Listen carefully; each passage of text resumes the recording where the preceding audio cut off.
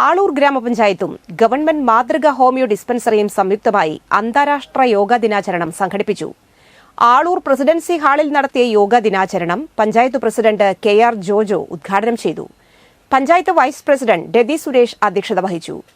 ആരോഗ്യ വിദ്യാഭ്യാസ standing committee chairman advocate M S. Vinayan, വികസനകാര്യ standing committee chairman Dhibin Pappachan, ക്ഷേമകാര്യ standing committee chairperson Shiny Thilakan, yoga instructor V K. Sukumaran, medical officer A S. Manasa എന്നിവർ സംസാരിച്ചു. തുടർന്ന് യോഗ പ്രദർശനവും ഉണ്ടായി.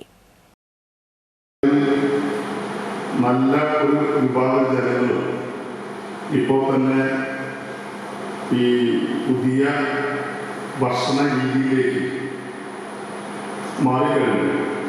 ഫാസ്റ്റ് ഫുഡ് സംസ്കാരത്തിലേക്ക് വലിയ വിഭാഗവും ഇപ്പോൾ അടിമപ്പെട്ട് കഴിഞ്ഞു എന്നുള്ളതാണ് യാഥാർത്ഥ്യം.